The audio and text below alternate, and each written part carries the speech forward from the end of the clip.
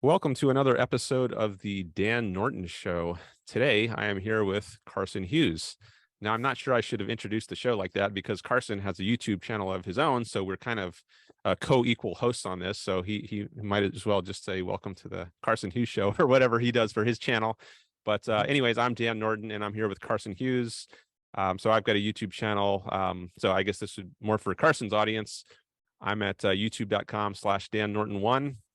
Or if you search for Selfishness Project, that's an easy way to find my channel. I'm a big supporter of Ayn Rand's philosophy of objectivism. And somehow or other, Carson got in touch with me, and he said he was interested in having a conversation. And we decided for this call, we would talk about abortion. So that's a little about me and my background. And now I'll throw it over to Carson. So yeah, my name's Carson Hughes. I have a YouTube channel. I'm very passionate about politics and philosophy. I'm currently doing some writing on the topic. But unlike Dan, I am not a PhD in philosophy, so I am not. I'm only educated by my own reading. So I do. I read as often as I can, and I also like Ayn Rand, and I'm a fan of objectivism. And anyways, yeah, I like to do talks on various different topics. And I actually used to be pro-choice, and I'm currently leaning very pro-life. And I'm looking forward to this conversation to see if maybe I can be convinced of something that I'm not. And I'm very interested in challenging your ideas that I've heard on other debates you've had. So, yeah. All right, sounds good. So I guess let's get into that. I have done two debates on abortion, one maybe a year and a half ago with Tim Seiler, and then another one more recently, just a month or so ago with Harley Dalton. And both of those are on my channel. And I think the latter is the one that you saw. Um, Mhm. so I'm pretty flexible in how we get into this topic. So if you have a certain angle you want to come in at it with, that's fine. Otherwise, I can say some things to start us off. But Yeah. So if you don't have the preference of starting it off, my main focus is I wanted to understand more of your ideas on a person becoming a human by being individuated. And so I guess my initial question, well, I guess for anybody that hasn't seen other debates of yours on this topic, do you want to explain why you feel this makes somebody a human? okay, so I think so. What I said in my last debate and emphasized a lot is I think that something is a human once it becomes individuated, which a fetus or an embryo is not. It's just inside the mother. And as for why I I use that, I cited what I refer to as concept formation. So Ayn Rand has a book called Introduction to Objectivist Epistemology, which I happen to have a copy of right here. And she talks about how we form concepts that we use, whether it's man or table or any other concepts. And uh, there's a lot that could be said about it, but I think what goes into our formation of this concept, like as babies, we just look out at the world and we don't already have this idea of man or human or Mhm. tree or rock or anything else, but we acquire these concepts over time. And how does that happen? Well, I think with the case of let's just say table, that's one of the examples she uses. It's because we see different things in the world that have something similar about them as opposed to other things. So you might see a round table, a square table, a wooden table, a plastic table, and they have all these variations, yet there's still something similar about all these things, in virtue of which we call them all tables, as against something like Mhm. chairs or sofas or other items of furniture, which have a somewhat different structure, and there's variations among those as well. And I think likewise with the concept man, how do we form this concept? Well, we see things in the world like you, Carson Hughes, right now, and like me and other people walking around. And we notice a similarity between these things as opposed to things like dogs and cats and trees. And in virtue of that similarity that we observe among the things that we call humans, that's how we get this concept human. It's to pick out these things in the world. And at first, at least, uh, that concept, I don't think, extends to things like a fetus or an embryo. You can't even see it. So of course you're not going to say, oh, well, something like Carson Hughes right now reminds me or resembles a zygote. So I'm going to group Hmm. them under the same term and call them both man. No, that's not something a child would do. It can't even see the zygote or the embryo or the fetus. So at least at first, it wouldn't group that thing under the concept human or man. Now, maybe you can make an argument that although it doesn't at first group something like that under the concept man, you could later be justified in doing so. Now, I don't think so. I think it makes more sense to just have a different concept once you learn about the zygote or the fetus or the embryo, and just use those concepts, Hmm. zygos, embryo, fetus, and preserve the concept human in the way you initially got it, just by seeing things like you and I. And Hmm. so that's a little about what I mean when I say through the concept formation process, we have this term man, and it applies to certain things, but not other things. But I'll just For pause sure. there and throw it back to you. Okay. Yeah. So I have one silly question that might just get a really short answer, and then I have the main question. But could you describe everything about one person that makes them individuated? Like what are all the things, which I'm guessing it wouldn't need to be much, but you, what is everything that you could explain of why you are individuated? I think the main idea is just physical separation.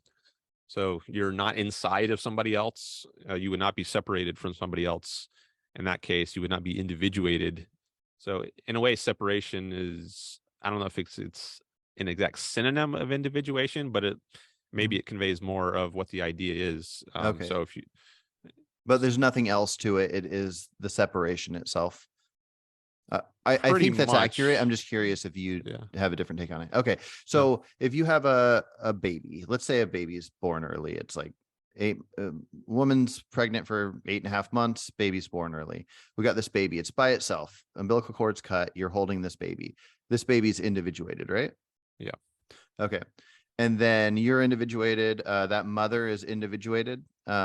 So I guess my question is, when the baby is connected to the mother, what makes the baby less individuated than the mother? I feel like once a woman's pregnant, by these terms you're using, that would make the woman not individuated anymore.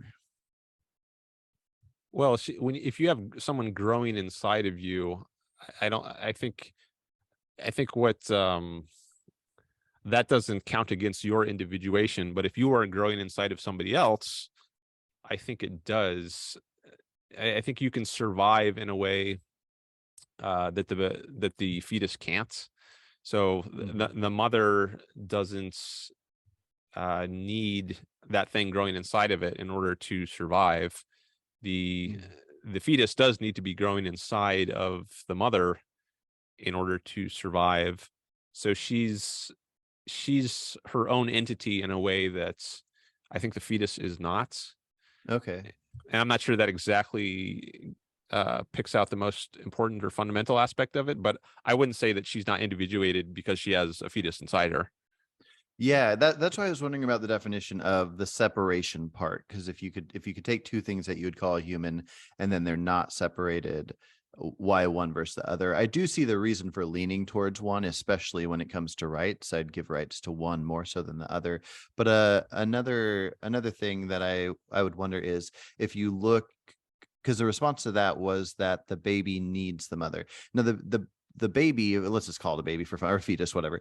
The fetus, a day before it's born, it needs to be out to survive, but at that point it doesn't need the mother to survive.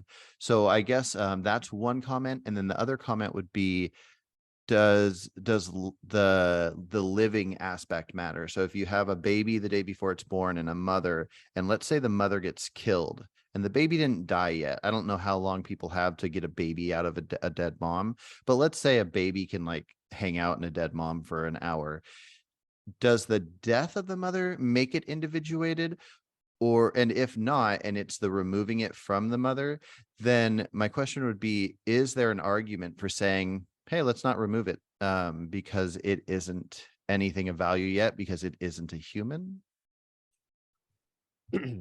This is a case I haven't thought about. So the mother gets killed and the baby can last for an hour. and there's a question as to what should be done with it. Maybe in this case, just thinking off the top of my head, the decision would revert to the father if the father is around, Mm.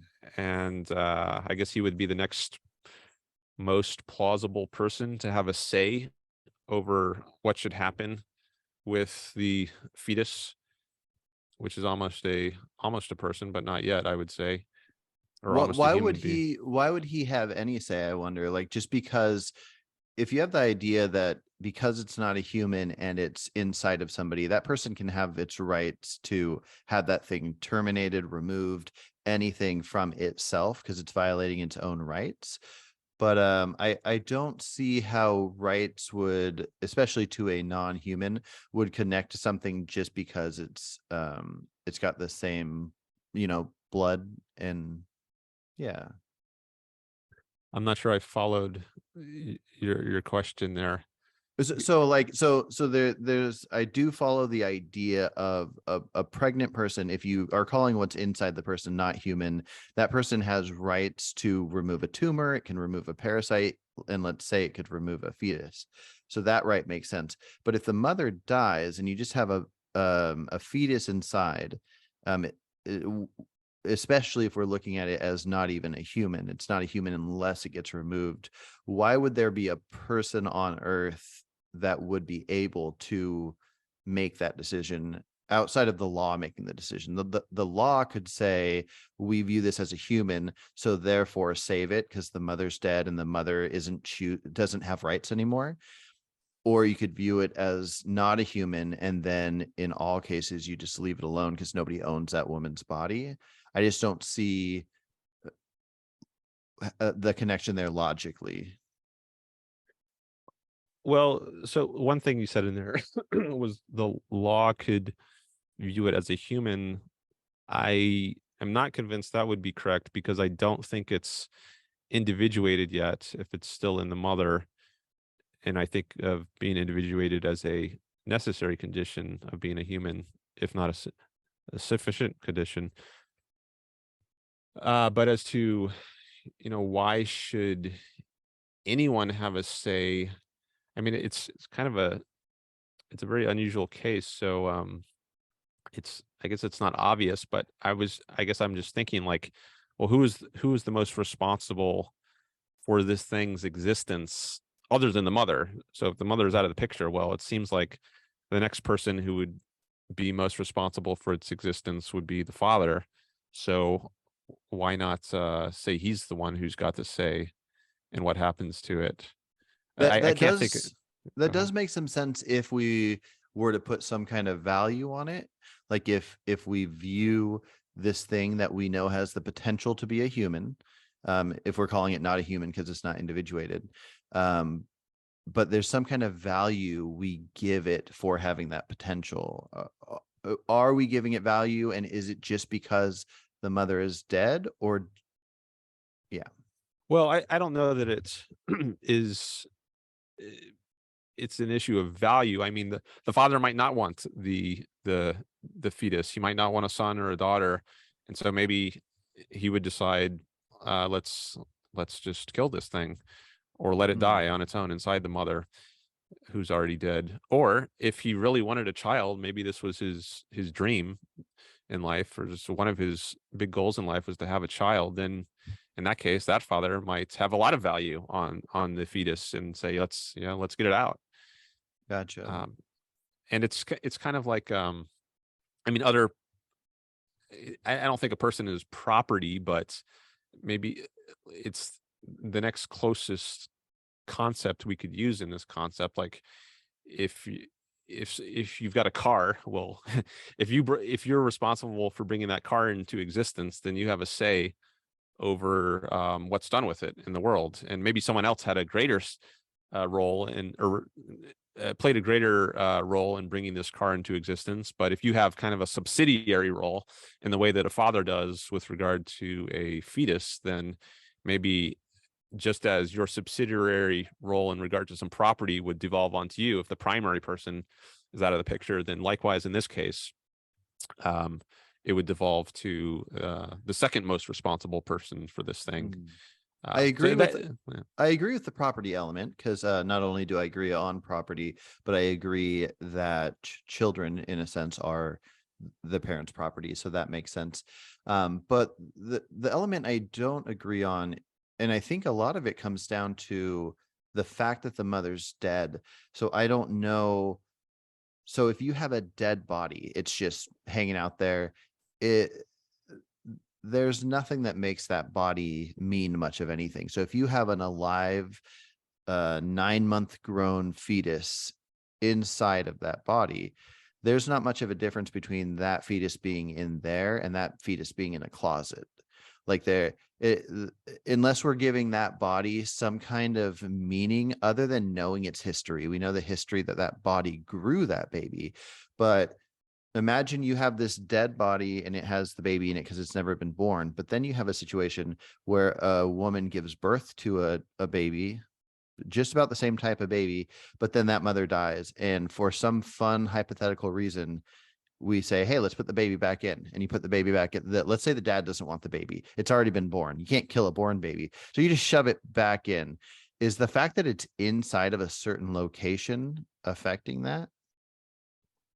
The idea is the um the baby is born to, to the mother is alive, she gives birth, then the mother dies, then you you put the baby back in the dead mother. Is that the example? Yeah. Does that baby lose its rights because it's inside of a human? And by rights, I actually I mean protection, not rights. But Does it lose its rights? Um, I no, I don't think so. My first thought on this hypothetical, which is quite strange, but yeah. um, I guess you like those. I've watched some of your other videos, and I've noticed some.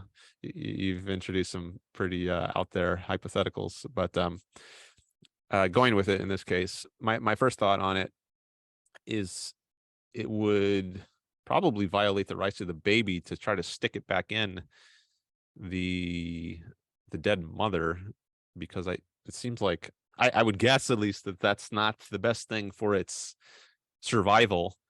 Mhm. And so you would, I guess you would be, or for its life, maybe that would kill it if you stuffed it back in. And Mm. so yeah, I think you would be violating that baby's rights to live if you treated it in that way. I guess I'm trying to figure out the separation between that and a dead mom with a baby inside of it, that the baby's alive. Like it's some kind of, it's like extremely trapped in there. But I'm trying to see how it's being trapped is affecting it so badly. Like imagine a car wreck and there's a baby in there. And by the end of it, you don't even see the car anymore. You just see a pile of people and there's a bunch of dead people piled on top of a baby. I don't think that the dad of that baby should be able to say, since there's people trapping it from moving, we should let it die because I don't want a baby anymore. You would say there's an alive human that you describe as alive if you took that baby and just had it on its own. And then we're having it be encased in the dead flesh of what used to be a human. I guess I just don't see the detail that makes it deserve, that makes it not on a person to be able to save it. Or I guess before even a dad could say anything, if I knew that woman was dead and I was there and I'm all like, oh, there's a baby in here, I'm going to cut it out, and I cut it out, should there, I mean, that's way more complicated because people probably shouldn't start cutting on people that just got in a car wreck. But if in this hypothetical we knew that she was 100% dead and I cut a baby out, did I make the wrong call? I've lost the hypothetical. Could you say briefly what it is? Sorry, yeah, I'll just say that the element of you have a car wreck and it ends up with a pile of dead fat people on top of a baby. The Who baby was can out be of its mother or yeah, let's just inside say of? this is a baby that was just hanging out on its own. Okay. Um and it's trapped by a bunch of people and you could remove those people. I'm trying to see the distinction between a bunch of people on top of a baby versus a baby inside of its mother. Like it's just being trapped between flesh, and that what makes it not deserve protection if it's trapped between flesh. Well, it sounds like in one case it's not individuated in the case where it's inside the mother, whereas if it's just got a bunch of people piled on top of it, I would say it is individuated um, sufficiently. I mean, you have a pile of football players, who they've been tackling each other, and you got a big pile of human beings. I wouldn't say they're not individuated in the relevant sense. Um, Mhm. Whereas I would say, if you're literally inside of another person, I would say you're not individuated in that case. So um, that's the sort of distinction I think I would make in this case. Okay, okay. Yeah, that's probably a good point to stop the individuation element, but I don't feel convinced that once the person's dead, that there's any room for argument that there's no individuation, because the the difference is time. If that baby could survive for ever, then eventually that mom's gonna rot. And like there's just there's at least not another person that's removing its individuation. But it might be best to go to a different topic. I don't know. Sure, we can go to another topic. Okay. Well, I I mean, guess unless you wanted to press more on that. I want to press a little more on it. Just because so you mentioned you watched some of my stuff, you saw the hypotheticals. Hopefully you don't despise hypotheticals. I think it's a good way to see where one stands, especially if you go to far extremes. But I don't know if you saw the one that I did on the amputation argument. Is this the one Which with the hand and the finger inside of the? no, that one's just to show that in most cases the mother is the one that put the baby inside of herself. But no, the amputation one is basically a counter to bodily autonomy, but it's also, I think it's a counter to this individuated idea, where if the fetus that's inside Oh, the hold on a mother. second. Hold on a second. Yeah. There's a helicopter going over, and it's drowning out my audio, and I'm Oh, having trouble gotcha. hearing you. And I think it's about out of range now, so you can Your continue with microphone the. is really good because I cannot hear the helicopter, but I can hear you perfectly. So Oh, yeah. okay. Well, that's good. Oh, by the way, so on hypotheticals, I've wondered about that recently. Like, to what extent are they appropriate? I've used some kind of far-fetched hypotheticals recently in another context, and some people were objecting, oh, that's so unrealistic. It's actually not a hypothetical I made up, but it's one that's commonly used in online debates. Mhm. Coconut Island, it's called. I don't know if you've heard of that. Uh-uh. It's a vulgar example. It's a political philosophy kind of example. Well, I guess abortion is too in a way, but anyway, I guess hypotheticals, even if they're very outlandish, they can have some value. Ayn Rand has one involving an immortal robot in her Mhm. book, The Virtue of Selfishness, which I've got here. Mhm. And actually, it's just a couple sentences. Maybe I could just quickly read. Um, Yeah, go for it. it says, this is paragraph 19 of the Objectivist Ethics. She says, to make this point clear, or to make this point fully clear, the point being something about the nature of value, it is only to a living entity that things can be good or evil. It's only the concept of life that makes the concept of value possible. That's what she said in the previous paragraph. Mhm. And then she says, to make this point fully clear, try to imagine an immortal, indestructible robot, an entity which moves and acts, but which cannot be affected by anything, which cannot be changed in any respect, which cannot be damaged, injured, or destroyed. Such an entity would not be able to have any values. It would have nothing to gain or lose. It cannot regard anything as for or against it, as serving or threatening its welfare, as fulfilling or frustrating its interests. It could have no interests and no goals. Now, I think that's unrealistic, especially the part where it says like it can't be affected by anything. Really? Mhm. So like if I put my hand between it and the sun, it doesn't even have a shadow cast on it. Its Maybe temperature she doesn't change at all. If I maybe she flick it, it meant doesn't make any emotionally noise. affected. Yeah. So, I, but I don't. I think she would probably grant that, but just say that's beside the point here. So Mhm. I think there can be hypotheticals that do have value, and that's one for Ayn Rand, even if they're not realistic. By the way, can you hear this weed whacker outside, or is that? No, I cannot. Oh wow! All right, Yeah. if you can't start to hear it, let me know, and I can move Yeah. somewhere else. It might be Okay. too distracting to me, Oh, um, gotcha. because it But might interfere with my ability to hear you. But anyways, for now at least, I'm okay with trying out some bizarre hypotheticals. okay. Yeah, I mean, I think it, at very least it shows us where we stand. Like we can go, "Oh, this will never happen in real life, so it doesn't matter," but it shows you where you stand on the topic if it did exist. So I can't think of a better way to explain it than that. But so my hypothetical with the amputation is, if bodily autonomy is the idea of why a woman can have an abortion, because it's her body, so the fetus inside is part of her body. It doesn't matter.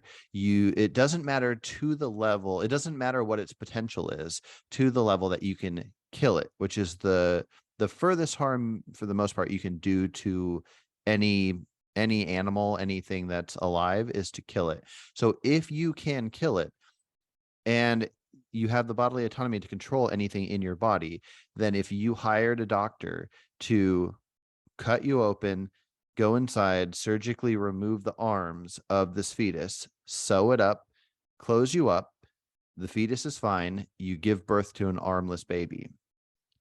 Should you be allowed to Mm. do this because it's your body, the thing inside your body is yours?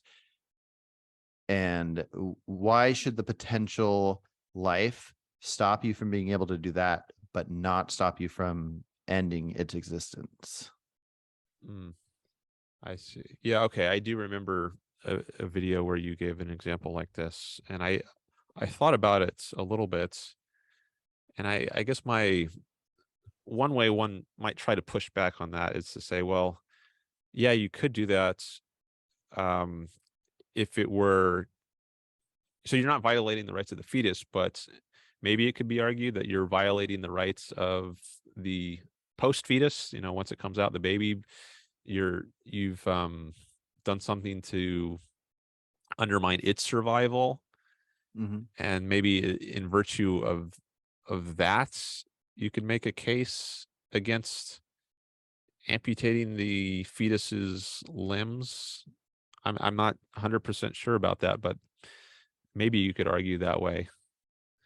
Yeah. Um, Luckily, so nobody would want to do it, yeah, I don't think anyone would want to do that, but but I think it's a good way to examine, like, what we think of that thing. Why does that thing not have value? And then you have things like, if you have the fact that it's her body and it's connected, then when she gives birth, if the umbilical cord is still connected, is it still her body until the umbilical cord's cut? What if she says, "Don't cut that, I own that, the umbilical cord is in me, connected to me"? And so it's just some interesting muddy territory, even if it doesn't affect most abortions. the umbilical cord case I think is actually interesting, and an objectivist philosopher, Harry Binswanger, I think is who I heard this from.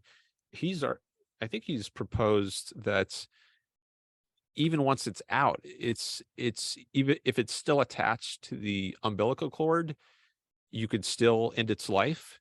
And he gave the reasoning being, or what one motivation for this would be that maybe there's something you just can't catch, like it has some defect or some kind of disease, Mhm. which you can't know while it's inside the woman, but once you get it out, you can turn it around and inspect it and say, all right, looks okay. I'm not going to have like this is not going to be a Down syndrome baby, which I have to take care of for its entire life.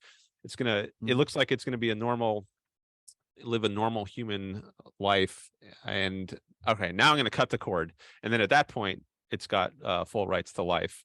But I think Mhm. there is some it does make some sense to say, all right, well, maybe it's just got some problem which I couldn't have caught until it came out, Mhm. and so maybe that's the last chance you have to do something that wouldn't violate its rights by killing it.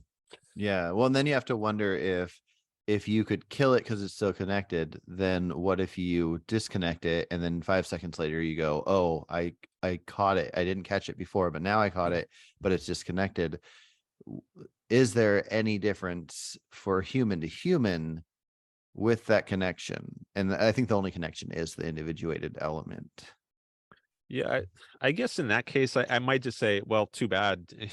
Sometimes life throws you some bad luck, and you just have to deal with it. Maybe this is the case. You got to draw the line somewhere, and Yeah. that seems like to a reasonable place to draw the line. Well, especially because the mother can't be harmed in any way at that point. It would just be a factor of adoption and how one I guess there'd be the emotional effect of knowing that you have offspring that exists in the world. But yeah, I don't think the mother would be harmed at that point. Um, but yeah, that's about what I had as far as that topic. Yeah. So yeah. What are your thoughts? Did you want to talk about the analogy with the rock? Oh, we can talk about that. I guess I'm well, so I don't expect people's minds to change quickly especially on big topics like this, but Mhm. I guess right now I'm curious, like, where your mind is. um like w- is there something that I've said that has swayed you at all, or are you exactly where you were at the beginning of this call? Are you still, like, it would be, I'm not expecting you Mhm. to say, oh yeah, you changed my mind, I'm now Yeah. in favor of abortion. But if you're not in favor of abortion, I'm just curious, like, what is the resistance point right now, if you could say it, or what is the defect that you see in my reasoning such that you wouldn't want to sign on to abortion? And then whatever that is, if there is such a point, then I'd be interested to talk about that. Yeah, so just so you know, I am very open-minded, and when I get my mind changed, I change it immediately, and I have no interest in keeping to a certain stance. And oftentimes I'll find myself just being wrong about certain topics because I'm ignorant to that topic. In fact, the other day I was talking with somebody about a topic of self checkouts in stores, and I called it AI. And the person said that's not AI, and they educated me on technology. And now I realize I should have called it automation. And I'm perfectly fine with being wrong and acknowledging that. So as for this, which I get challenged on abortion stuff all the time, and I slightly adjust my viewing. Since we've only talked about the individuated element, I don't think I've been convinced necessarily, but I feel challenged, and I feel like I like thinking about it in the details. You've inspired a lot of thought from me, but the I don't think that I feel any different with the fact that it has not been disconnected from the person. Um, my original idea on what I think is the best argument for pro-choice, which is why I always was pro-choice, is that I don't think anybody owes anybody anything. If I stumbled upon you dying on the street and the only thing I had to do to save your life is pluck a beard hair out, I don't think I should legally have to. And so that's my stance on, I don't think somebody should have to take care of another person. The reason I've kind of adjusted my stance on that is I think there's a couple complications. If For almost all cases, any case that doesn't involve rape, the woman was part of choosing to put the life inside of her. But the more important reason is, I think, as a society, we have to have neglect laws. We have to have laws that are different for taking care of humans at earlier stages. And so I just haven't been convinced about that individuation as affecting it. Okay, so you use the phrase humans at earlier stages, and I would not sign on to the idea that they are humans yet. You could say they're potential humans, but I wouldn't call them actual humans. So maybe trying to think of, like, what is the fundamental point of difference between us, and maybe it's at least one fundamental point is this point that they are humans. Mhm. So then that could lead to the discussion of, all right, well, why call this thing a human?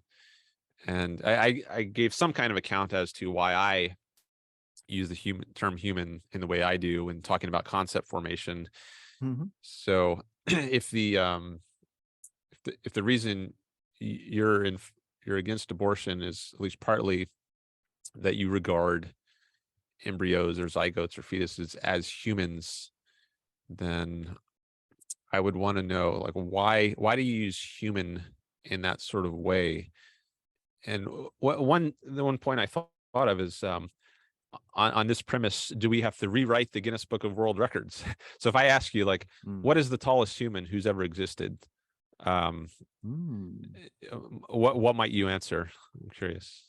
The tallest human that ever existed. Oh, Yeah, I can't remember his name, but I, I believe it's Robert Waldo. I think he was 8 foot 11.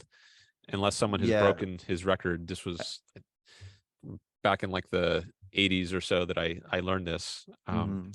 So smallest would have to be reworded to the smallest born human or something like So that. if I then said, what is the shortest human that ever existed? You Yeah. might say, all right, well, let me look it up in the Guinness Book of World Records.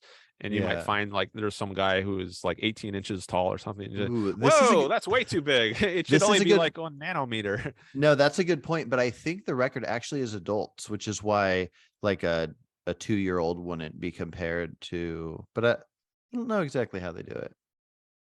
But I get what you mean. It's like we don't start your birthday on when you were conceived, and there's various different wording.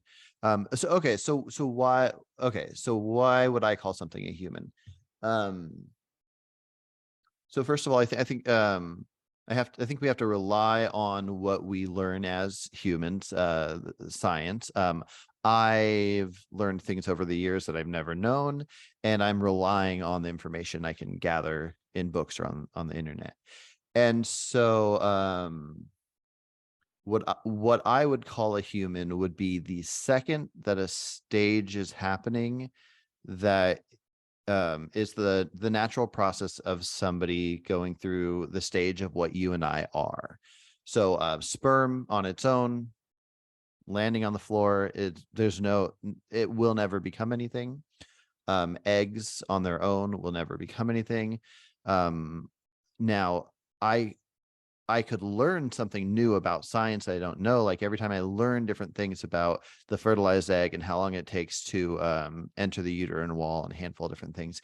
If it turns out that the sperm and the egg don't do anything, and for like 2 weeks of what we call pregnancy, they're just hanging out and there's nothing in motion that is making this new creation going, then I would like view that as not being a stage of life. A toddler is a stage of life. A teenager, you got puberty, you got all these different things, but they're different stages of what I would call humans. And so the same thing would go for any stage in motion of our species.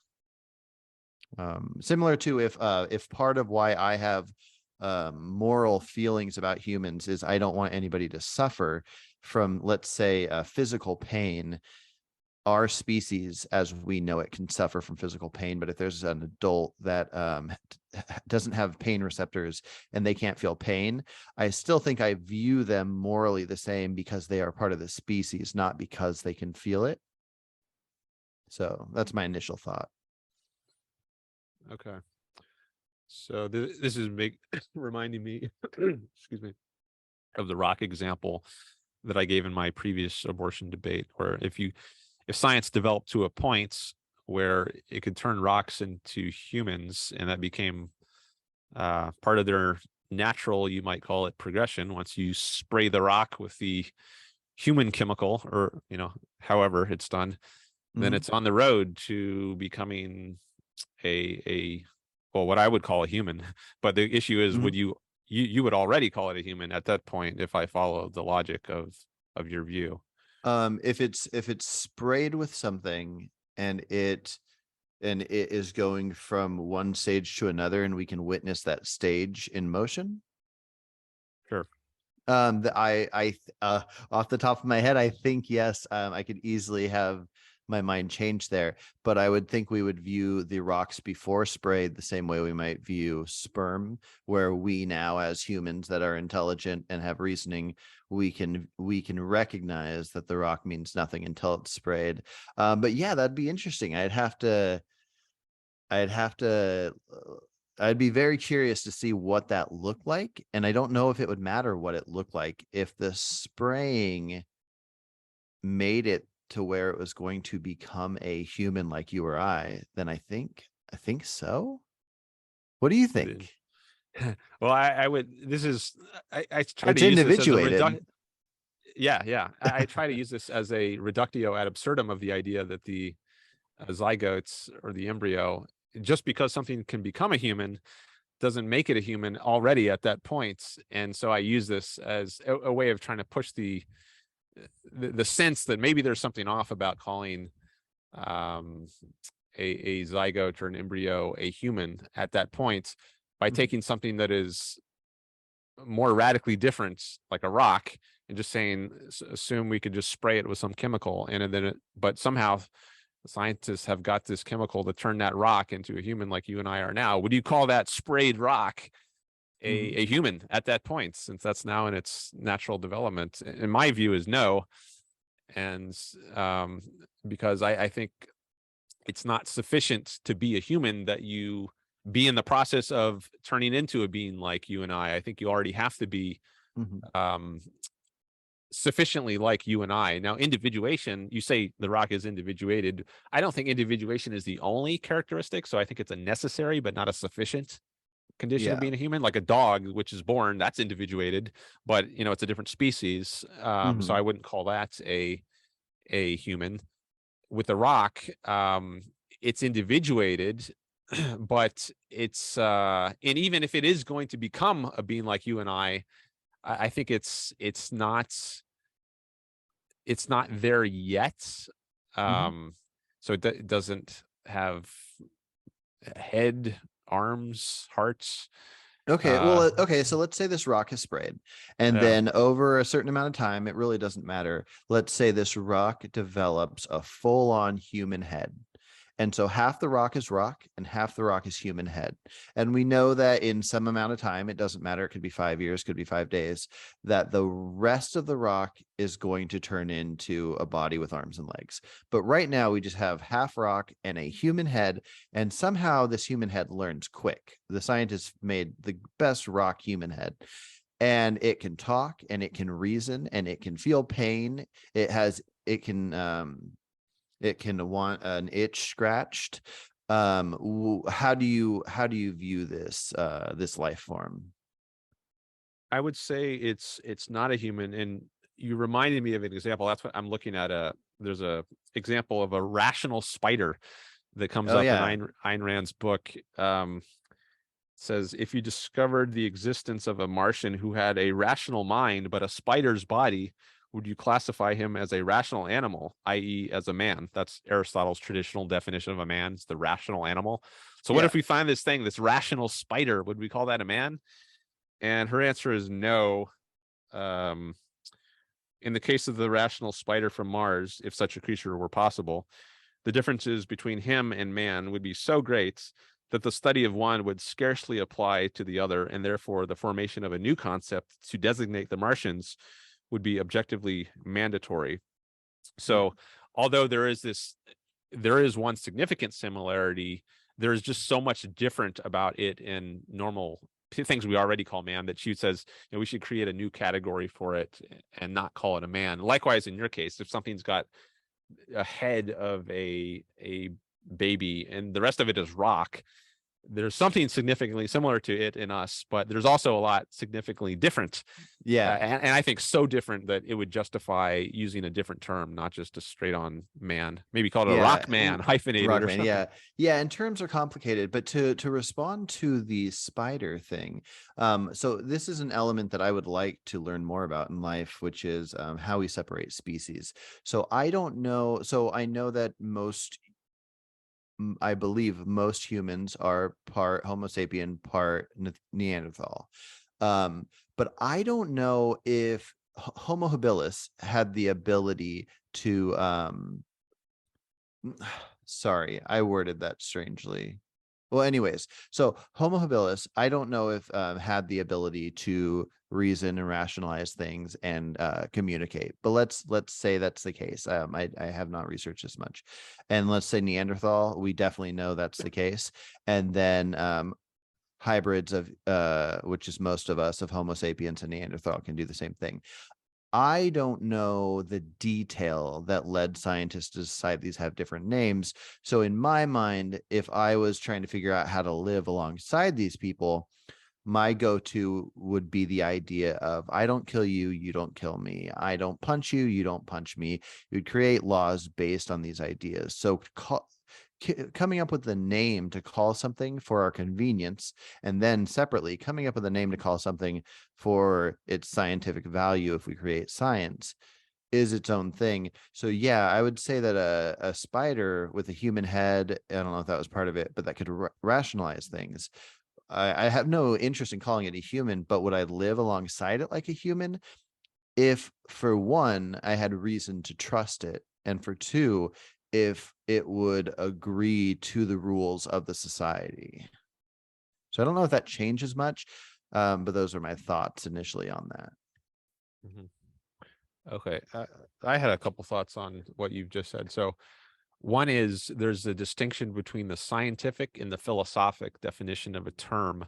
So, when Aristotle says man is the rational animal, this is someone writing in, the fourth century Athens or Greece, and science hasn't developed nearly as much as it has to now. And I think if you just say rational animal, that's sufficient in a normal context of distinguishing, cats and dogs and fish on the one hand, and beings like you and I on the other. Now, as Mhm. science advances and we discover these finer shades of difference between human habilis and Homo sapiens and Homo erectus or whatever, Neanderthals, Cro-Magnon man. I don't know all the different ones that scientists have found, but when you come up with a scientific definition, then you might want to modify it a little bit. But I think just for general common philosophical purposes, when you're not dealing with a specialized context, then I think rational animal is sufficient as a definition. Um, but with the so that was one point. Now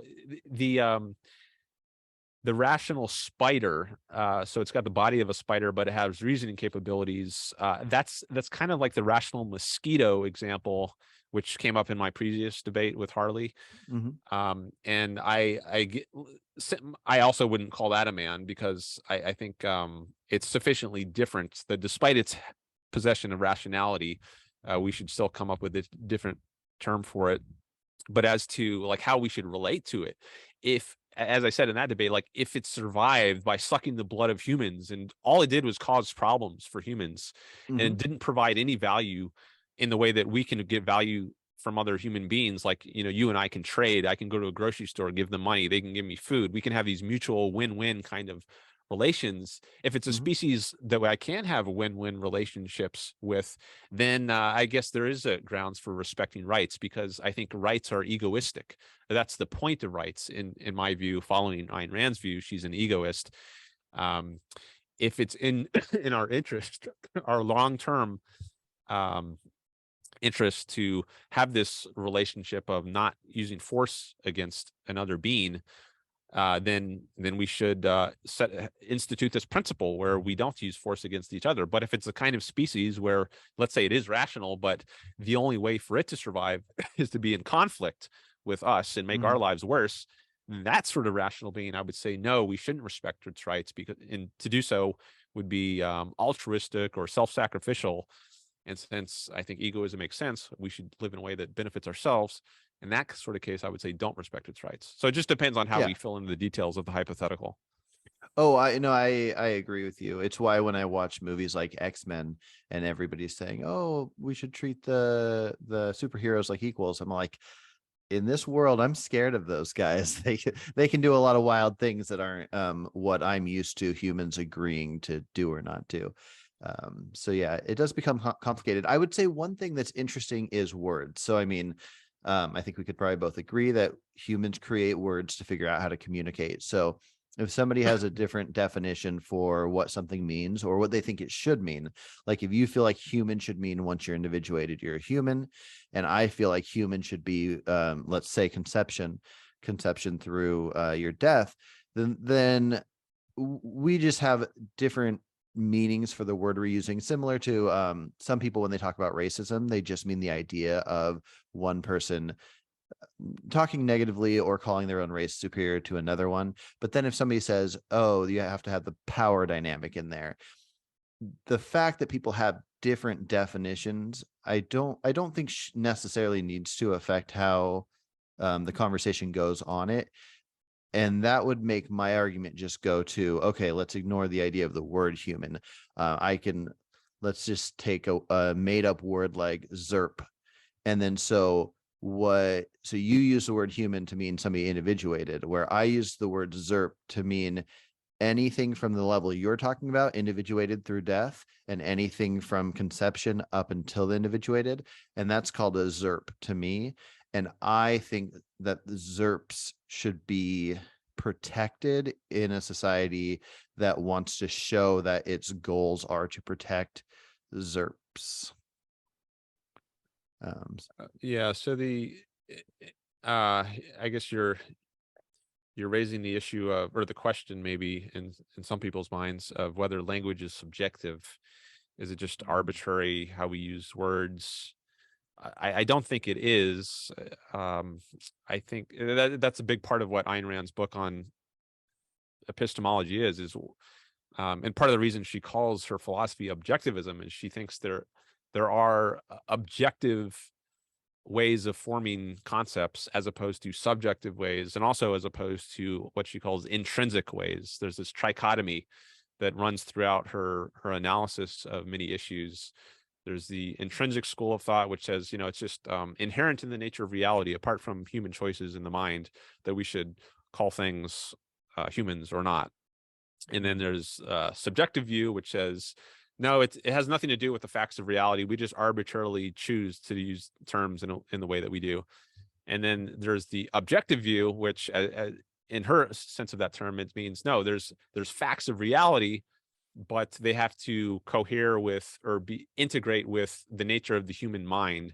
So it wouldn't be useful to us humans to have a concept that integrates, let's say, dogs and leaves and the shade of green on the patio umbrella that I see about 5 feet from me right now. Just those three things, nothing else in the universe. And I'm going to create this term zerp to pick out just those things. Now, is that a useful concept to have, to carry to some cognitive weight in my mind as I'm going through the world? I think she would say no. It's a useless kind of grouping to make, as opposed to, say, the concept tree. We come across these sorts of things all the time. It's a very useful concept. It takes a cognitive load off of our shoulders, so to speak, to have this one term to refer to all these millions or billions of things in the world. So some terms do useful cognitive work, some don't. Some clutter our thinking, some clarify our thinking. And depending on whether a term does that, whether it helps our thinking process and our engagement with the world or not, we can decide whether it's a valid term. Yeah.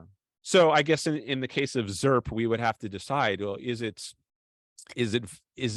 useful to have a concept that integrates both anything from conception all the way through someone who's lived 80 years and then dies? And if it is useful, is it also useful to have another concept that only starts integrating things from birth to death? And maybe both of those concepts could be useful.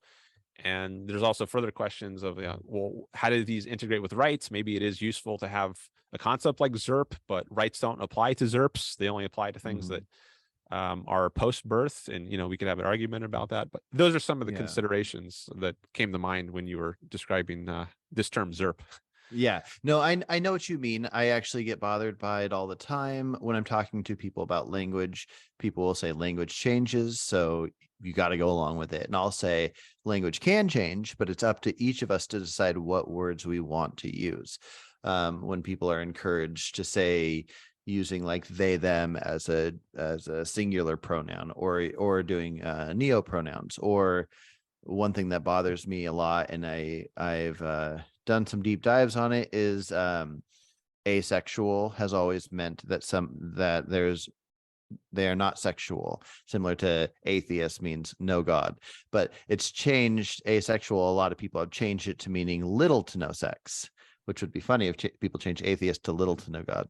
But so asexuals, there'll be groups of them where they'll have a bunch of different like side branch names, and I think those are nonsense. I've analyzed all of what each of them mean, and I think they're nonsense, but some people like them, and there are thousands of people that use them in their day-to-day language, and I don't want to stop anybody from using what they use. So language will morph based on what we all decide together on how to communicate.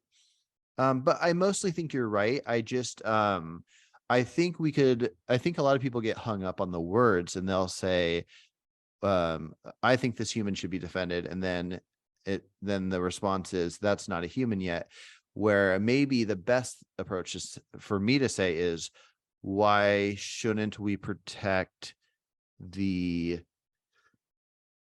fetus? Just the fetus. Like, I don't need to call it a human. I can just say the day before it's born, let's analyze what about it shouldn't be protected. Do we care about morals? And if we want to go that route, I guess I will ask you is, even though I think, and I'm guessing you think, that the main reason to protect humans has nothing to do with specifically morals, I think it plays a part. So if there is a human or a non-human that can suffer, do we want to look at that suffering element?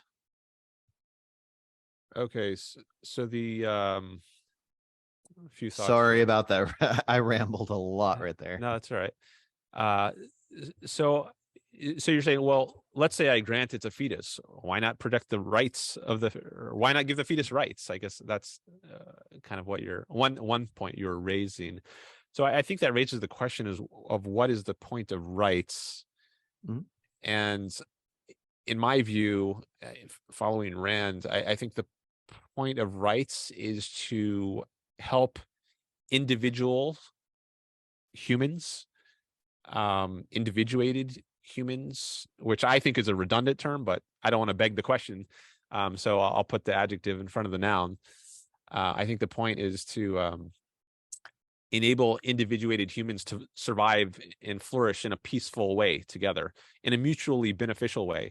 So I think the Okay. issue of rights primarily comes up with, uh, let's say, adults, and how should they interact? Is it better Mhm. for us to trade with each other by voluntary consent, or should I just be able to come and punch you and rob you and rape you, murder you, and do whatever I need to coerce you in order to survive? And I think the right answer is that we should not coerce each other. We should engage in a voluntary sort of way. So Mhm. the point of rights is to enable individuals to uh, act together. So the issue of rights wouldn't really come up on a desert island if you're just all by yourself. Mhm. But once you add another person to that island, now there's a question, all right? How should we relate to each other? Should I try to make you my slave? Or should I try to offer you something of value? Like, all right, you work on building the shelter and I'll work on catching some fish. And then we can trade with Mhm. each other to mutual benefit. And Yeah. I think that is the point of rights. It's to help individuals do better when they're living together.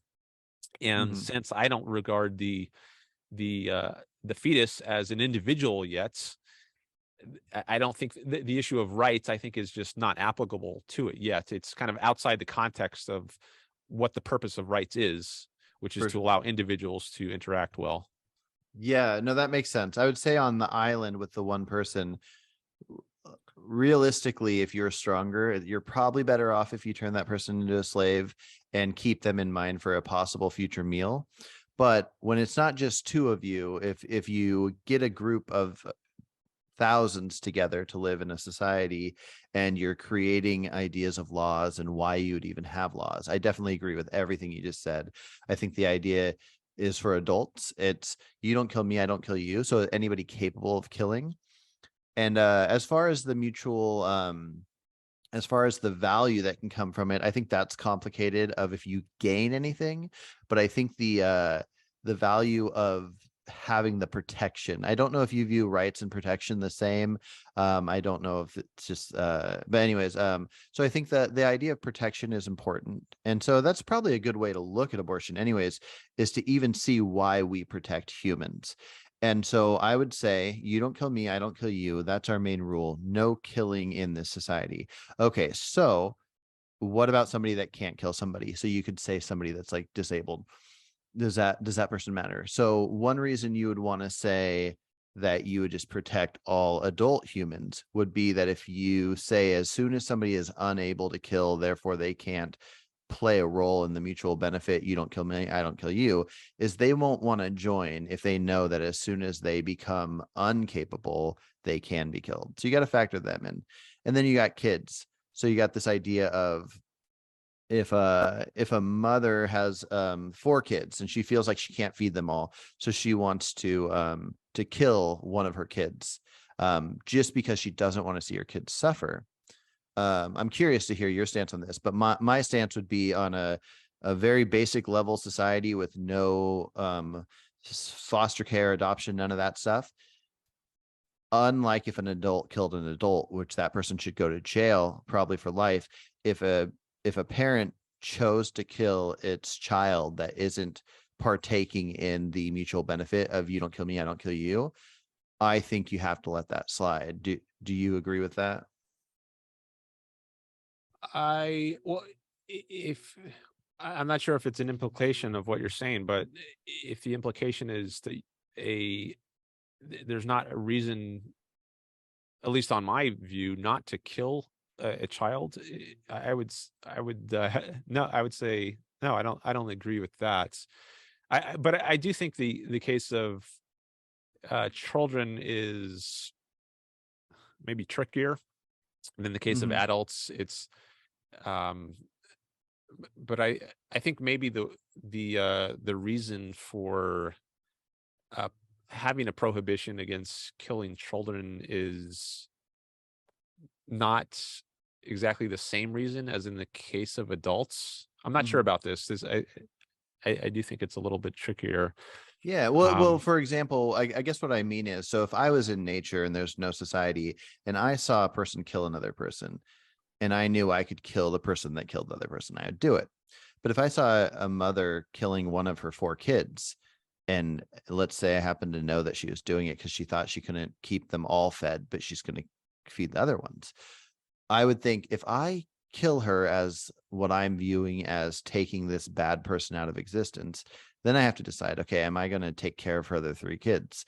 So I would imagine what's ideal in a society that doesn't have certain setups, that you have to accept that without advancements like we have now, there might be cases where somebody has to eliminate their offspring that cannot make their own choices like adults can. okay, if you're talking about a case where there's just not enough resources, food to support everyone, then I think that unlike society today in the West, at least, um, is what we might call a lifeboat or emergency situation, which Rand talks about. She has an article called "The Ethics of Emergencies," where she Mm. shows how the normal rules of ethics are not meant to apply. So it can be Hmm. justified to coerce someone. For instance, if you're on a lifeboat, if there's a lifeboat that can only hold one person, but there's 2 people on it, are you justified in using force against the other person? Like normally Hmm.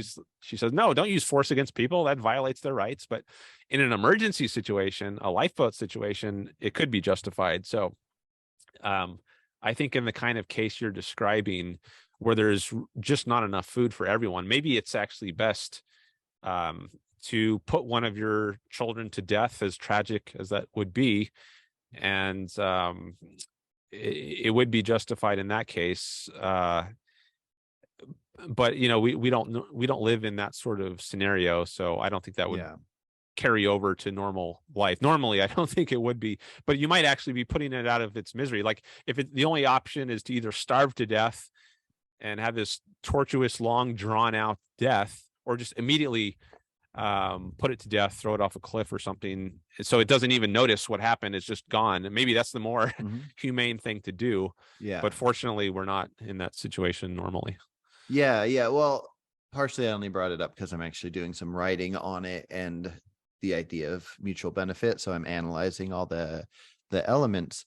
But yeah, so I feel like in a society where everything's focused on mutual benefit, you're right. There's a difference with younger and older, and kids are essentially the property of their parents. Their parents can essentially do whatever they want, but the kids have one thing that the adults also have, which is protection. The government protects them from being harmed or killed. And then aside from that, the parents get all the say. The parents can brainwash them into a religion if they want. The parents can let them eat junk food or make them only eat vegetables. So there is a huge difference, but I think what an ideal society would have would be that protection. And I just haven't been convinced that protection shouldn't span the entire existence of the human. I feel convinced that it shouldn't protect sperm. You don't have to put people in jail for masturbating instead of trying to make as many babies as possible. But as soon as a human starts, there's something about this idea of knowing your society has this protection in place, and that it prevents anybody from killing one of the species without what we deem as good reason. Okay, so that brings us back to the issue of, is it a human? um, Well, so no, you no, use no, not just because I think it's a human. I think because it is it is one of our species in motion. I'll go with the idea of not even calling it a human, but I think based on its on whatever you want to call it, that should have protection. okay, yeah. So then there's the issue of, well, why should that have protection? Maybe we could look at the implications of, well, if we didn't protect it, such and such bad things would happen there, and we want to avoid those bad things, therefore we should protect it. And we could talk about that. But I notice it's we've gone past 12:30. I don't know Oh, how much yeah. time you have. About 5-10 minutes to wrap up. Okay. Yeah. Okay, so yeah, so I would want to push back on calling it a human, but then if you say, well, all right, fine, I won't call it a human, but why not protect it nonetheless? I guess because I think of the purpose of rights is enabling oneself to live a good life. So they're egoistic in their purpose, or Mhm. selfish, to use a term Rand often uses. She has a distinct sense of that term, selfishness. Um, but it's for your own benefit. And I think if you are treating the the embryo as worthy of protection, such that the woman now has to undergo 9 months of pregnancy, then I would say that's not to her. That's violating her ability to uh, live a good life. Mm. So I would say it's, yeah, it's interfering with her rights to live the kind of life she wants.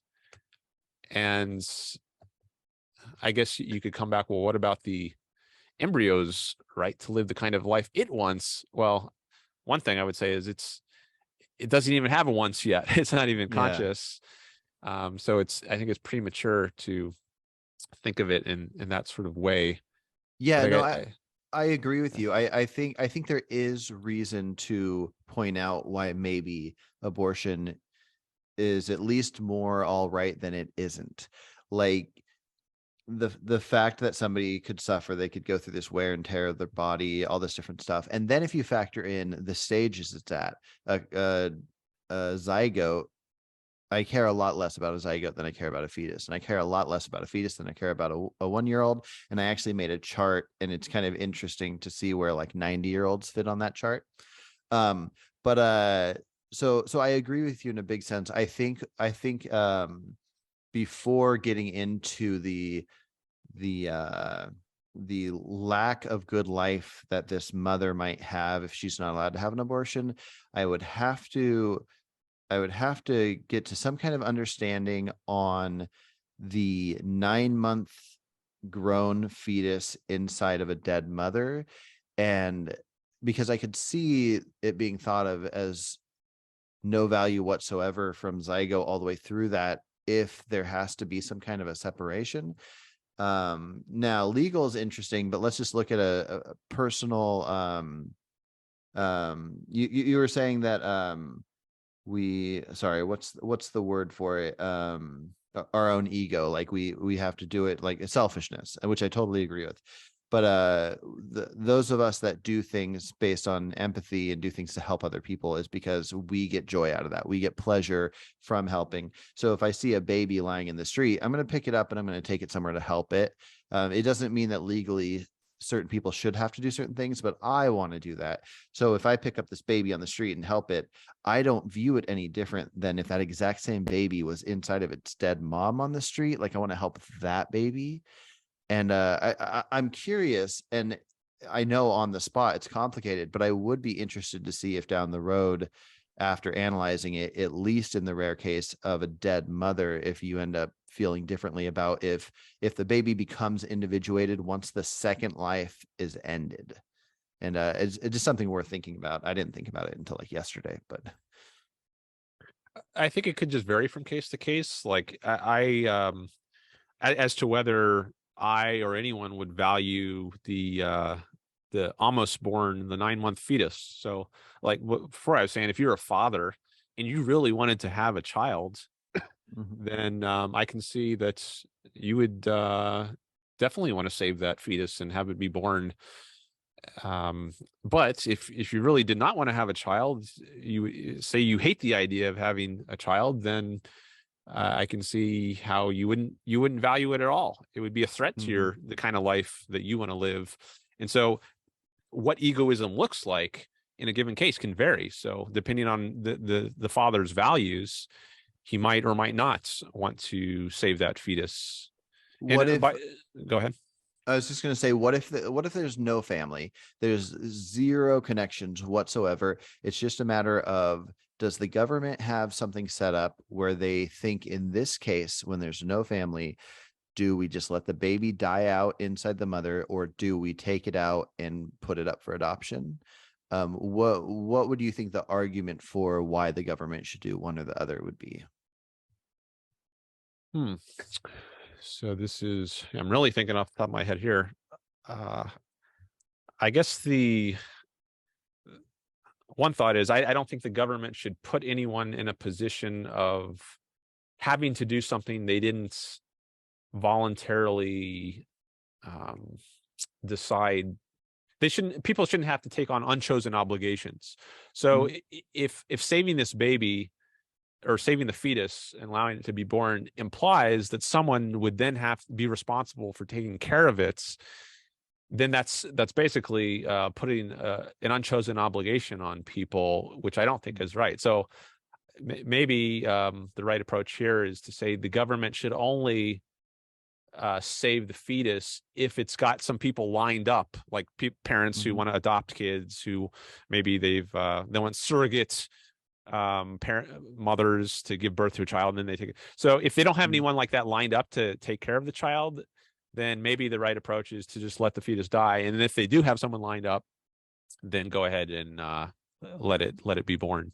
Okay, I like that. And just for the sake of being challenging, because it's fun to be challenging, let's say nobody is lined up, but in this one area of our society, the government does not fund their adoption centers with taxes. Let's say the adoption center only stays open because there are people that donate.